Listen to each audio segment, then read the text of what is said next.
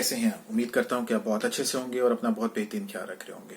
आज की जो मैंने वीडियो बनानी है आप लोगों के साथ डिस्कस करनी है, उसको मैंने सोचा कि आज के दिन के हिसाब से मंसूब किया जाए, यानी कि योम इस्तिसाल कश्मीर के पॉइंट ऑफ व्यू से वीडियो बनाई जाए। उसकी बनाने की वजह बहुत ऑब्वियस है। हमारे बहुत से लोग जो हैं, हमारे बहुत से पाकिस्तानी भाई पाकिस्तान के स्टांस को नहीं समझ पाए, आर्टिकल 370 को नहीं समझ पाए। आर्टिकल 370 क्या है, ये क्या था, किसने बनाया था, क्या वजूहात थी इसको बनाने की, ये क्यों रिवोक हुआ, कैसे रिवोक हुआ, इसका एंड पे इम्पैक्ट क्या आएगा। तो ये सब चीज़ें आज हम इस वीडियो में डिस्कस करेंगे। तो इस वीडियो को देखने से पहले मैं आपसे कहूँगा कि मेरे चैनल को लाइक कीजिए, सब्सक्राइब कीजिए और नीचे जो बेल का आइकन है उसे ज़रूर प्रेस कीजिए ताकि आपके साथ मैं मज़ीद इंफॉर्मेटिव वीडियोस शेयर कर सकूँ। इस टॉपिक को डिस्कस करने से पहले हमें थोड़ा सा हिस्ट्री को देखना होगा। असल में हिस्ट्री में जब 1947 में जब पाकिस्तान और इंडिया आज़ाद हुए तो उस वक्त तकरीबन 550 के लगभग प्रिंसली स्टेट्स थी। तो अंग्रेज ने सारी प्रिंसली स्टेट्स को ये कहा कि अगर आप चाहें तो इंडिया के साथ मिल जाएं और अगर आप चाहें तो पाकिस्तान के साथ मिल जाएं। तो बहुत सारी स्टेट्स थी, जैसे अब नजर भी आ रहा होगा आपको तस्वीर में कि ये सारी स्टेट्स जो थी उस वक्त आज़ाद थी। बहुत सारी स्टेट्स ने इंडिया को ज्वाइन कर लिया, बहुत सारी स्टेट्स ने पाकिस्तान को ज्वाइन कर लिया, लेकिन सिर्फ 3 ऐसी रियासतें थी जिनमें एक बहुत बड़ा प्रॉब्लम था। उन 3 रियासतों में पहली रियासत कश्मीर, दूसरी जूनागढ़ और तीसरी हैदराबाद दक्कन। असल में हुआ क्या कि इन स्टेट्स में इशू ये था कि इनके जो राजा थे या निज़ाम थे या जो नवाब थे या इनके जो पेशवा थे, जो भी उस वक्त का जो हेड होता था उसको ये नाम ये लक़ब दिए जाते थे, तो उनके मज़ाहिब डिफरेंट थे वहाँ की अवाम से। मसलन अगर कश्मीर की बात करें तो कश्मीर का राजा जो था वो हिंदू था, लेकिन 99% आबादी जो थी वो मुसलमान थी। इसी तरह अगर जूनागढ़ की बात करें तो वहाँ पे ज्यादातर हिंदू थे, लेकिन वहाँ का जो राजा था वो मुसलमान था। इसी तरह हैदराबाद, जैसे आप नक्शे में देख रहे हैं कि यहाँ पे जो हैदराबाद की प्रिंसली स्टेट है ये बिल्कुल right in between the India पाई जाती है। इस रियासत का इंडिपेंडेंट रहना बहुत ही मुश्किल था।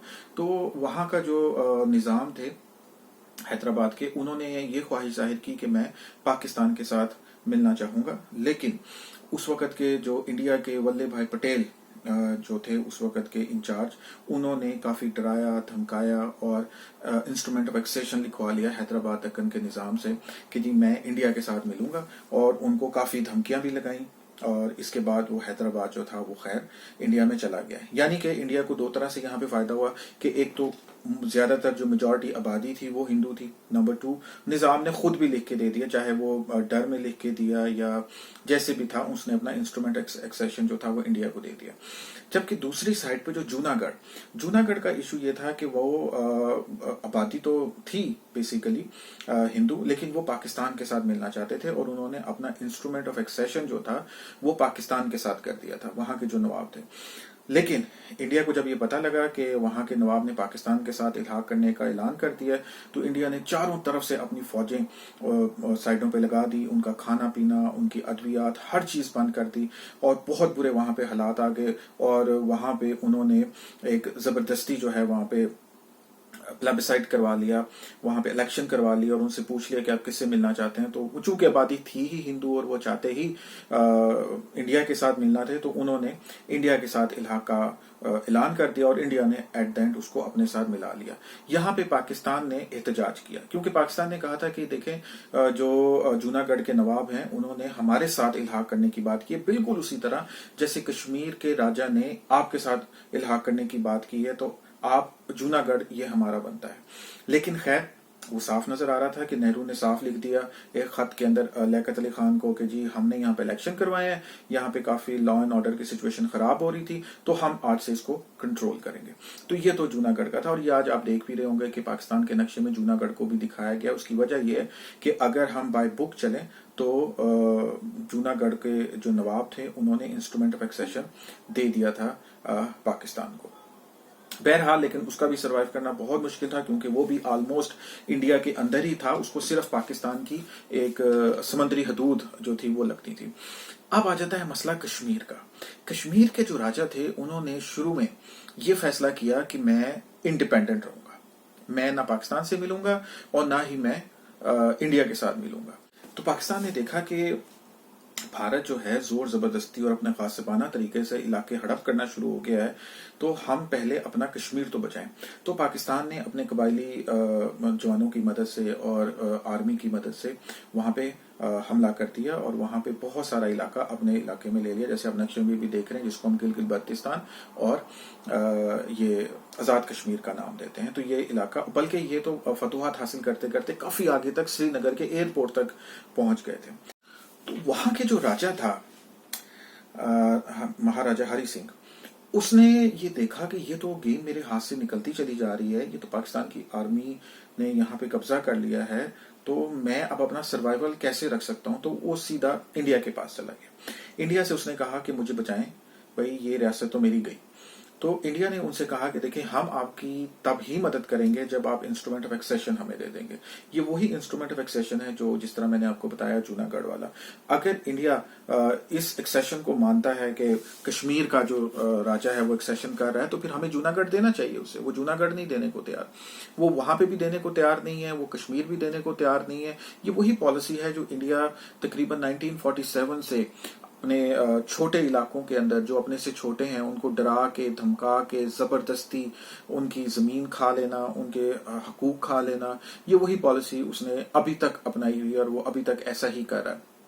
तो एनीवे, तो उन्होंने इंस्ट्रूमेंट ऑफ एक्सेशन लिख के दे दिया महाराजा हरि सिंह ने इंडिया को, और इंडिया ने अपनी आर्मी भेज दी। लेकिन जब इंडिया की आर्मी को वहां पे अच्छी खासी मार पड़ी और वो वहां पे बुरे तरीके से हारना शुरू हुए, तो उसी वक्त जवाहरलाल नेहरू फौरन यूनाइटेड नेशन में पहुंच गए।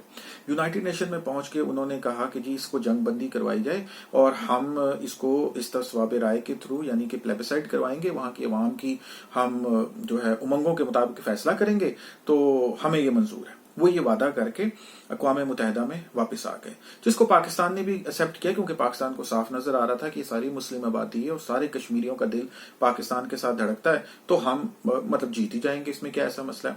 तो पाकिस्तान वहां से श्रीनगर के एयरपोर्ट से पीछे हटका और हट के लाइन ऑफ कंट्रोल जहां पे आज मौजूद है वहां पर आ गया। लेकिन वो दिन है और आज का दिन है, आज तक इंडिया ने अपना ना वो वादा पूरा किया, ना वो यूनाइटेड नेशन की सिक्योरिटी काउंसिल्स की उसने किसी किस्म की रिस्पेक्ट की।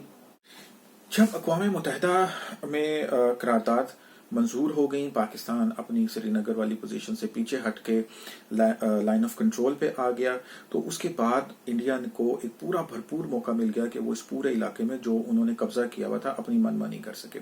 और उसने हर तरह का हीले बहाने बनाना शुरू कर दिए, ये बातें करना शुरू कर दी कि यहाँ पे दहशतगर्द आ रहे हैं, यहाँ पे अमन नहीं है, मैं अभी इलेक्शन नहीं करवा सकता, मैं जब तक हालात ठीक नहीं होते, वगैरह वगैरह। तो उसी दौरान वहां पे कश्मीरियों के हकूक के लिए एक जमात जो कि 1937 से काम कर रही थी, बल्कि शायद उससे भी पहले से, उसके प्रोमिनेंट जो लीडर थे वो थे शेख अब्दुल्ला। उनकी जमात थी Jammu and Kashmir Muslim conference, जो कि बाद में उन्होंने चेंज करके Jammu and Kashmir national conference का उसको नाम दे दिया। उन्होंने वहां पे देखा एक वैक्यूम पैदा हो गया, पॉलिटिकल वैक्यूम, तो उन्होंने सोचा कि मैं किसी न किसी के साथ अपनी कोलिएशन बना के और यहाँ पे अपनी हुकूमत बना लेता हूँ। तो उस वक्त उनके लिए जो बेहतरीन पर्सन था जिसके साथ वो बात कर सकते थे, निगोशिएट कर सकते थे, तो वो थे जवाहरलाल नेहरू। तो उन्होंने जवाहरलाल नेहरू के साथ निगोशिएट किया और नेहरू को इस बात पे, नेहरू तो चाहता ही था कि कश्मीर हमारा हिस्सा है, हमें ही मिलना चाहिए। और उसने ये देखा कि और तो और यहाँ की जो एक सियासी जमात है वो भी हमारे साथ मिलने को तैयार हो गई है, तो उन्होंने उनके ऊपर कुछ शर्तें रखी। तो शेख अब्दुल्ला ने नेहरू के साथ कुछ शर्तें उनके कॉन्स्टिट्यूशन में रखवाई। वो शराइत जो थी उनको आर्टिकल 370 कहा जाता है। वो शराइत जो थी उन्हीं की बुनियाद पे ये मकबूजा कश्मीर, जिसे मकबूजा कश्मीर कहते हैं, वो उन्हीं शराइत के साथ इंडिया के साथ मिला था। खाली कश्मीर ही नहीं, बेतहाशा इंडिया की रियासतें जैसे नागालैंड है, मणिपुर है, इसी तरह हैदराबाद था, ये एक कुछ शराइत के साथ इंडिया के साथ इल्हाक किया था। तो उन शराइत में से जो बड़ी ही अहम शर्त थी वो थी आर्टिकल 370, और उसी आर्टिकल 370 का पार्ट था 35A। असल में ये पार्ट क्या थे, असल में ये 370 क्या था, आइए हम देखते हैं कि 370 क्या था। आर्टिकल 370 में जो शेख अब्दुल्ला साहब ने अपनी जो शराइत मनवाई इंडिया के कॉन्स्टिट्यूशन में, और इस शर्त पे इंडिया के साथ उन्होंने इल्हाक कर लिया, उनमें जो सबसे इंपॉर्टेंट था वो था separate constitution and separate flag. 2019 से पहले जो जम्मू एंड कश्मीर जो इंडियन ऑक्युपाइड एरिया है उसके अंदर जो कॉन्स्टिट्यूशन है वो भी सेपरेट था और उसका झंडा भी सेपरेट था। वहां का अलग ही सीएम सेलेक्ट होता था और वो आम तौर पे इन्हीं की जमात से हुआ करता था। शेख अब्दुल्ला का पहले वो खुद थे, फिर उनका बेटा आया, फिर अभी पिछले दिनों एक और दूसरी जमात महबूबा मुफ्ती साहिबा जो थी वो इलेक्ट होके आई। तो ये उनके साथ वादा किया गया था 370 का कि आपका कानून भी अलग होगा और आपका झंडा भी अलग होगा। क्यों ये शेख अब्दुल्ला साहब ने क्यों किया? उनको दो फायदे हुए। एक फायदा तो उनको ये नजर आया कि इस तरह करके मैं खुद कश्मीर का हाकिम बन के बैठ जाऊंगा, नंबर 1। नंबर 2, मैं अपनी आवाम को भी ये कहानी बेच सकूंगा, ये बता सकूंगा देखो मैंने कानून ने ऐसा बनवाया है कि जो हमारे ही हक में है। हम असल में आजाद ही हैं, हम रहेंगे तो इंडिया के अंडर ही, लेकिन इंडिया के पास सिर्फ 3-4 चीजें होंगी, जैसे डिफेंस हो गया, कम्युनिकेशन हो गया या एक्सटर्नल अफेयर हो गया। बाकी जो भी चीजें हैं वो हमारी हैं, वो हम अपने तरीके से चलाएंगे। तो इसी तरह जो 35A था वो भी इसी के अंदर रखवाया गया, जिसके अंदर कुछ डिफाइंड था। वो डिफाइंड क्या था कि परमानेंट रेजिडेंट, कि यहाँ के जो परमानेंट रेजिडेंट है, जो प्योर कश्मीरी लोग हैं, उनको ही हक होगा यहाँ पे जॉब करने का, यहाँ पे कारोबार करने का, यहाँ पे जमीन खरीदने का, यहाँ पे घर बनाने का। तो वहां की जो अवाम थी उन्होंने देखा कि हाँ यार ये तो ठीक है, नॉट बैड, हमारे इसमें राइट्स भी प्रोटेक्ट हो रहे हैं और हम इंडिया बेशक यहाँ पे आए रहे, कंट्रोल करे, डिफेंस देखे, कम्युनिकेशन देखे, एक्सटर्नल अफेयर देखे, लेकिन हमारे इंटरनल मामलात में वो कुछ नहीं करेगा। असल में ये शर्त थी जिस शर्त की बुनियाद पे जो इंडियन ऑक्युपाइड कश्मीर है वो राजी हो गया था इंडिया के साथ जाने को। अब पाकिस्तान बैठा क्या देख रहा था? पाकिस्तान ये देख रहा था कि हमारा तो स्टांस ही ये था कि कश्मीर के लोगों की उमंगों के मुताबिक फैसला किया जाए। तो हुआ ये कि वैसे तो वहां की जो बेतहाशा आबादी थी वो इस बात से किसी हद तक नाखुश भी थी और वो इसको पसंद नहीं कर रही थी, लेकिन एक पॉलिटिकल जमात, और जैसे आप देखते हैं कि पॉलिटिशियंस हर जगह मौजूद होते हैं, हमारे मुल्क में भी हैं, वो कैसे सौदे कर लेते हैं अपने मुल्क के ही और अपने जाती मफाद के लिए सोचते हैं। तो इसी तरह शेख अब्दुल्ला ने भी यही किया और उन्होंने ये डिसीजन करवा लिया इंडिया के साथ और अपना इल्हाक का एक रजामंदी जाहिर कर दी इंडिया के साथ, जो कि कश्मीर की मेजॉरिटी ऑफ द अवाम को बिल्कुल पसंद नहीं थी। लेकिन वो बेचारे क्या करते, क्योंकि एक सियासी जमात मान गई थी और वो थी भी काफी बड़ी सियासी जमात, और वो अपने लीडर को चूंकि शुरू से देखते आ रहे थे कि वो महाराजा इसके हरि सिंह के खिलाफ हैं और हमारे लिए काफी मूवमेंट चला रहे हैं ह्यूमन राइट्स के लिए। तो एनीवे, तो ये वजूहात थी जिसकी वजह से आर्टिकल 370 की बेस पे जो था कश्मीर इंडिया के साथ मिल गया। अब आर्टिकल 370 की वजह से पाकिस्तान का केस थोड़ा कमजोर सा भी हो गया था। वो इस तरह से कमजोर हो गया था कि पाकिस्तान जब ये कहता है कि कश्मीर की अवाम की उमंगों के मुताबिक फैसला किया जाए, तो उनकी अवाम में से सियासी जमातें, जो कि बड़ी सियासी जमातें, उन्होंने तो रजामंदी जाहिर कर दी इंडिया के साथ। तो पाकिस्तान के लिए थोड़ा प्रॉब्लम हो गया था। लेकिन अब क्या हुआ, जब 370 को यूनिलैटरली रिवोक किया इंडिया ने, अब वो इंडिया ने कैसे किया? असल में सवाल ये भी पैदा होता है क्या 370 को रिवोक करना इतना आसान था? असल में इसकी एक कॉन्स्टिट्यूशन के अंदर, इंडिया के कॉन्स्टिट्यूशन में आर्टिकल 370 के अंदर ही एक शिक मौजूद है। वो शिक ये कहती है कि अगर कभी आपने आर्टिकल 370 को खत्म करना हो तो आप जो कश्मीर की जो कॉन्स्टिट्यूशन असेंबली है वो और इंडिया का सदर ये मिलके फैसला करेंगे कि ये शिक खत्म हो सकती है या ये शिक नहीं खत्म हो सकती। ये आर्टिकल 370 के अंदर ही मौजूद था। ये एक स्पेशल स्टेटस था जो कि वहां पे इंडियन ऑक्युपाइड कश्मीर में कश्मीर के लोगों को मिला हुआ था, लेकिन उसको खत्म करने का भी तरीका उसी के अंदर लिखा हुआ था। अब इंडिया ने किया खास तौर पे इस मोदी ने, इन्होंने बड़ी चालाकी के साथ ये काम किया कि वहां की जो पार्लियामेंट थी कश्मीर की उसे डिसॉल्व कर दिया। वहां की कोई रिप्रेजेंटेशन ही नहीं रही और खुद ये 2018 के अंदर एक फुल मेजॉरिटी के साथ आ गए, 2/3 मेजॉरिटी के साथ, एक बहुत बड़ी ताकत के साथ पार्लियामेंट में। तो इंडिया के कानून के मुताबिक अगर किसी स्टेट में पार्लियामेंट काम नहीं कर रही तो उसके सारे अख्तियारात मरकज में चले जाते हैं। तो वो सारे अख्तियारात बीजेपी के पास आ गए मरकज में, वो मरकज में बैठे हुए थे और उन्होंने इलेक्शन नहीं करवाए, वहां की आवाम से पूछा ही नहीं।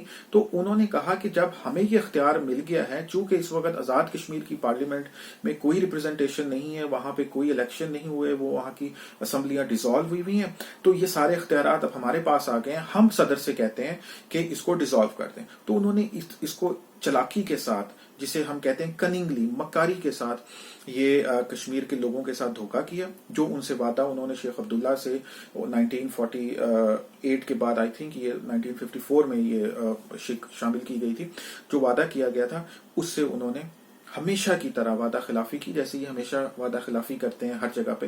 तो इसी तरह उन्होंने कश्मीरियों के साथ भी वादा खिलाफी की और वादा खिलाफी करने के बाद सदर के पास, ये सदर इनका अपना था, उसने इसको साइन कर दिया और पार्लियामेंट से ये अप्रूव हो गया, क्योंकि पार्लियामेंट के अंदर 2/3 मेजोरिटी इन्हीं की थी और बड़े आसानी से ओवरवेलमिंगली इसको एक्सेप्ट कर लिया गया। अब इसके बाद हुआ क्या?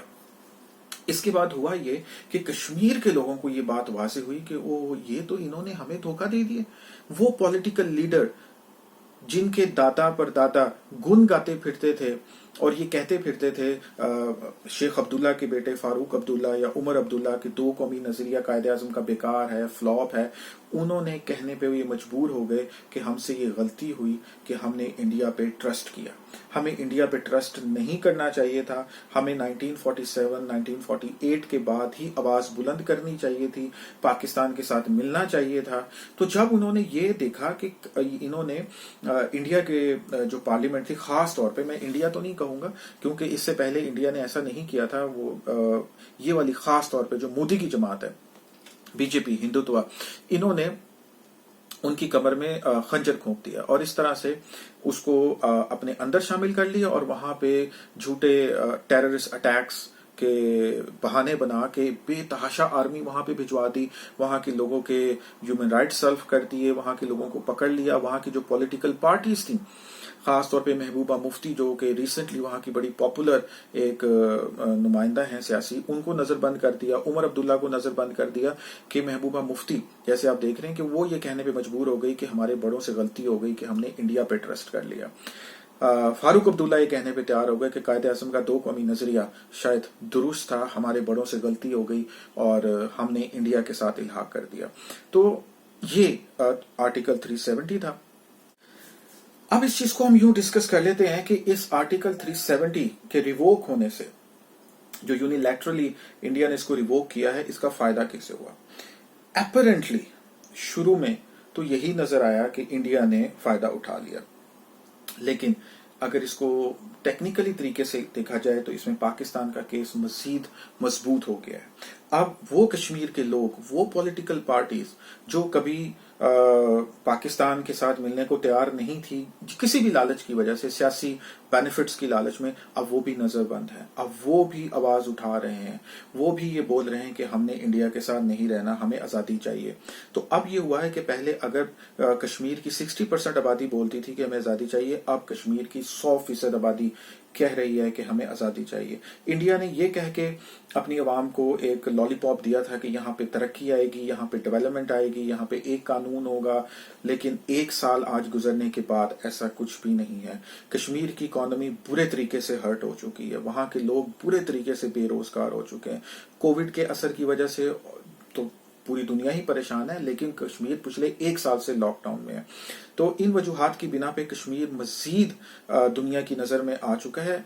मोदी अब इसको किसी भी तरीके से नहीं छुपा सकता, चाहे इसने 1 साल ले ले, 2 साल ले ले, कितना अरसा ये लॉकडाउन रखेगा, कश्मीर की आवाम अब इसके बहकावे में आने वाली नहीं है। ये वही समझ रहा था सिचुएशन जो जूनागढ़ की थी कि मैं वहां की खाने बंद कर दूंगा, वहां की खुराक बंद कर दूंगा तो वो मिल जाएंगी। जूनागढ़ में आबादी हिंदुओं की ज्यादा थी और वो लोग तैयार हो गए थे इंडिया के साथ इल्हाक करने में, लेकिन यहाँ पे ये कश्मीर के लोग हैं, ये पिछले 50 साल से 70 ईयर से ये 70 ईयर से स्ट्रगल कर रहे हैं और अब तो इनकी स्ट्रगल बहुत शदीद हो चुकी है।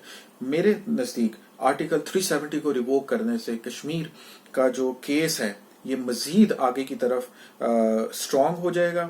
कश्मीर की ह्यूमन राइट्स मूवमेंट को अब नहीं दबाया जा सकेगा, इसमें पाकिस्तान को ज्यादा फायदा होगा। हमने जो भी आज तक हमने स्टेप उठाए हैं, जो हमारे प्राइम मिनिस्टर ने उठाए हैं, जैसे भी नक्शा दिया है, यूनाइटेड नेशन में स्पीच की है, ये वो सारे महजब तरीके हैं जो कि महजब तरीके से किसी भी मुआशरे में या किसी भी दुनिया में किए जाएं। इंडिया की भरपूर कोशिश है कि अपनी इस गलती को किसी तरीके से कवर मिल जाए, किसी तरीके से पाकिस्तान जंग शुरू कर दे, किसी तरह पाकिस्तानी इश्तियाल में आ जाए, जो आज आपके अक्सर सोशल मीडिया पे भी और मुख्तलिफ सियासी पार्टियां, मैं फिर वही कहूंगा कि ये सियासी पार्टियां हमेशा, आप शुरू से शेख अब्दुल्ला देख लें, मुजीबुर रहमान देख लें और जितने लोग देख लें, ये अपने सियासी बेनिफिट्स के लिए कुछ भी कर सकते हैं कि ये आजकल इश्तियाल दिलाने की कोशिश कर रहे हैं, तरह तरह के मीमीज बना रहे हैं और तरह तरह की बातें कर रहे हैं कि हमें गाने क्यों बना रहे हैं, हमें जंग कर लेनी चाहिए, इंडिया चाहता है जंग हो जाए। हमारे बहुत सारे भाई ये कहते हैं कि कश्मीर हाथ से निकल गया। देखें, कश्मीर हाथ से ना निकला है, ना ही निकलेगा। ये आर्टिकल 370 ये एक एग्रीमेंट था वहां के कश्मीरियों का इंडिया के साथ। पाकिस्तान तो पहले दिन से ही आर्टिकल 370 को नहीं मानता। पाकिस्तान का तो केस मजीद स्ट्रांग हुआ है। इंडिया जो मर्जी कर ले, वो अपने कानून बना ले, वो जो मर्जी कर ले, ना तो कश्मीर की अवाम इसे मानती है, ना यूनाइटेड नेशन का चार्टर इसको मानता है, ना ही इसको पाकिस्तान मानता है। कश्मीर किसी भी तरह से नहीं निकला। और जो लोग ये कहते हैं कि जंग क्यों नहीं करते, जंग का देखें नुकसान किसको होगा। पहली बात तो यह है कि पाकिस्तान वैसे ही इकोनॉमिकली कमजोर मुल्क है। नंबर 2, कश्मीर जिस पे हम जंग करने जा रहे हैं, उस साइड पे भी हमारे पॉइंट ऑफ व्यू से वो कश्मीरी नहीं, वो पाकिस्तानी ही है। और वहां पे जंग करने से वो इलाका जो है वो एक शहरी आबादी है, वहां पे पाकिस्तानी ही मरेंगे। चले हमारी आर्मी के भी जवान मरेंगे, इंडिया की आर्मी के जवान भी मरेंगे, लेकिन उनको इस बात से कोई कंसर्न नहीं है, कश्मीरी जितने मर्जी मर जाए। और आपको पता है कि ये बहुत ज्यादा शदीद खतरनाक जंग होगी, इसमें शायद सारे का सारा कश्मीर ही जल जाए। मुझे समझ नहीं आती कि लोग किस तरह कह देते हैं कि जंग कर लें। जंग इज नॉट अ सोल्यूशन, इसका सिर्फ सोल्यूशन है slow and steady wins the race.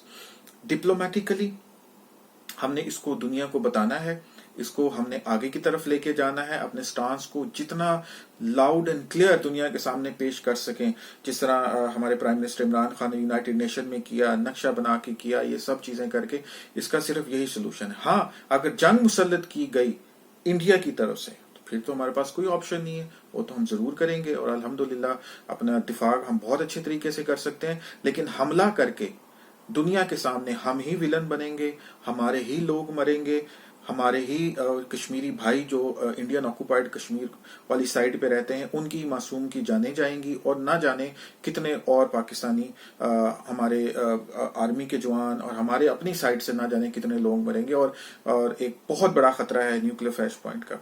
I don't know, मतलब ये किस तरह से बातें कर लेते हैं। इसलिए इंडिया ने कोशिश कर ली है 2 फरवरी में, लेकिन किसी तरह जंग छिड़ जाए, मुझे कवर मिल जाए, मेरी इस जो भी मैंने यहाँ पे ये हरकत की है, गलत हरकत की है, जो अब इंडिया को बहुत बुरे तरीके से उसके पीछे पड़ गई है।